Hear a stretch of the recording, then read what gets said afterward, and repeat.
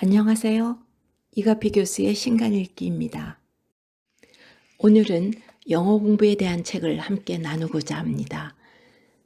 책의 제목은 나의 마지막 영어 공부, 박소운 지음 원앤원 북스에서 22년 7월 20일에 출간하였습니다.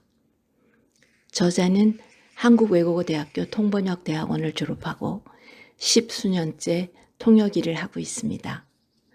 대학원 재학 중에 매일경제의 사회부 기자로 3년간 일한 경험도 있습니다.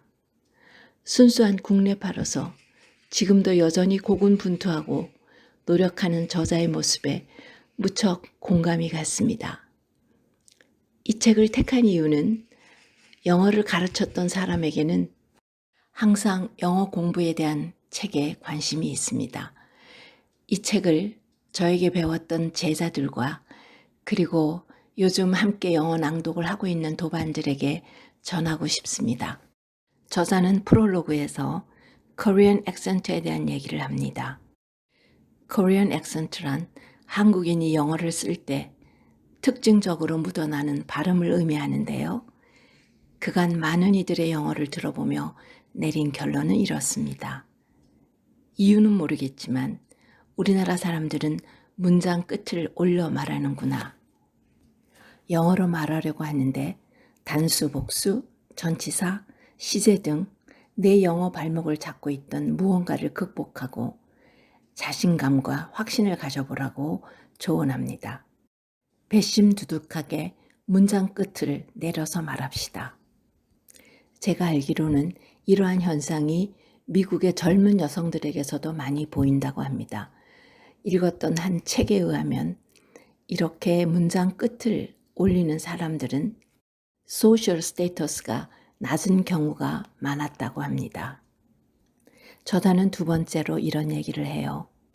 자꾸만 이렇게 되는 이유는 무엇일까요?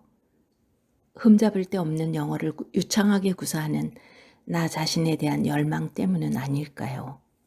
그런데 그 누구의 영어도, 아니 그 누구의 한국어도 완벽하지 않습니다. 모든 한국인이 표준어를 쓰지도 맞춤법을 완벽하게 지키지도 않습니다. 그래도 서로 원활하게 마음을 나누며 소통하고 살아갑니다. 모국어인 한국어에서 나오는 실수에는 관대하면서 왜 유독 영어에서만큼은 엄격해지시나요? 혹시 마음속 깊은 곳에 겉멋이 있는 건 아닐까요? 이 겉멋을 걷어내야 비로소 진짜 영어 실력이 는다고 생각합니다. 저도 이 얘기에 완전히 동의합니다. 세 번째로 이런 얘기도 하네요. 통역사 일을 하면 네이티브 스피커와 일하는 날이 아주 많지는 않습니다. 어떤 날은 인도네시아, 어떤 날은 인도, 어떤 날은 핀란드에서 오신 분과 소통합니다. 영어가 국제적으로 널리 쓰이는 언어이다 보니 악센트와 발음도 천차만별입니다.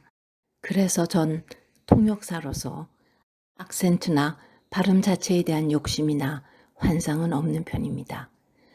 귀에 잘 들어오고 이해가 쉽게 되는 발음과 문장만 입에서 술술 나오면 충분하다고 생각해요.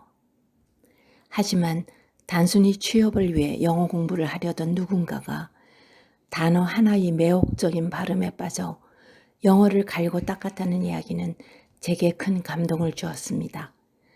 그래서 저도 그때부터 한국어와 영어의 전달력, 깔끔한 발음을 훈련하기 위한 낭독 연습을 시작했어요. 제 목소리를 녹음해 듣고 어떤 부분에서 발성과 발음이 흔들리는지 분석했습니다.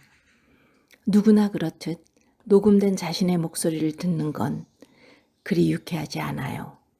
그래도 이런 방법들을 통해서 한국에서 그리고 방 안에서 어학연수 프로젝트를 시작해보면 어떨까요? 라고 동기부여를 하면서 프롤로그가 끝납니다. 저는 이 책의 많은 조언들 중에서 몇 가지를 골라보겠습니다. 첫째, 유치원 영어에 주목하라. 아주 쉬울 것 같은 어린아이들이 배우는 영어책을 보면 쉬운 단어나 표현인데도 우리가 모르는 것이 있다는 것을 발견할 때가 종종 있습니다. 그리고 의성어와 의태어 같은 것을 그런 곳에서 배울 수 있습니다. 두 번째는 자기가 좋아하는 푹 빠져있는 혹은 잘 아는 분야의 영어책을 읽어보라는 것입니다. 그러면 영어를 따로 공부하지 않아도 독해 실력이 쑥쑥 늘어납니다. 읽기 실력이 올라간 다음에는 듣기를, 그 다음에는 말하기를, 그리고 그 다음에는 쓰기를 연습해 보세요. 영어 리스닝에도 단계가 있습니다. 초급자라면 영어권의 애니메이션을 많이 보는 것이 좋습니다. 그 다음 단계는 격식을 갖춘 영어가 많이 나오는 드라마 같은 것을 보세요. 예를 들어 마담 세크리터리 같은 것도 좋은 경우이고요. 그 다음 가장 어려운 단계는 캐주얼한 영어 표현이 많이 나오는 프렌즈 같은 드라마를 보는 것입니다. 영화나 드라마를 반복해서 보는 것도 좋은 방법이고, 자신이 아주 좋아하는 배우가 있다면 그 배우의 대사를 들으면서 흉내내고 똑같이 하려고 해보는 것도 좋은 방법입니다. 세 번째 조언은 현지 초등학교 교과서를 주목하라. 미국 초등학교 4, 5학년의 세계 지리, 세계사, 사회 책을 보면 매우 깔끔하고 좋은 표현들이 많이 들어 있습니다. 미국의 Big Fat Notebook 시리즈나 영국의 어스본 출판사 책들을 여러분 자녀가 가지고 있다면 그 책들을 가지고 공부하십시오. 읽을 책의 난이도와 내용을 제한할 필요가 없습니다. 좋은 영어란 누가 들어도 오해의 소지가 거의 없는 깔끔하게 와닿는 영어라고 봅니다. 이 책에는 좋은 육아 정보도 있었는데요. 책을 좋아하는 아이로 키우려면 집에 책 읽는 코너를 마련하고, 그리고 아이에게 어떤 보상을 줄 때 책을 선물하라는 것입니다. 네 번째로는 저자가 추천하는 영어 공부 방법입니다. 먼저 책을 읽으면서 독해력을 키우는 방법으로 한 문단을 읽은 다음에 그 중심 내용을 요약해보고, 그리고 나서 그 문단을 3번 소리내어 읽어보는 것입니다. 맨 먼저 읽을 때는 또박또박 보통의 목소리와 보통의 속도로 읽습니다. 두 번째는 과장된 억양으로 약간 느리게 그리고 큰 목소리로 읽어봅니다. 세 번째는 최대한 빠르게 그러나 틀리지 않게 속닥속닥 약간 작은 목소리로 읽어보세요. 저도 이 방법을 몇 개 해보았는데 그 효과가 정말 좋은 것 같습니다. 여러분도 꼭 이렇게 한번 해보세요.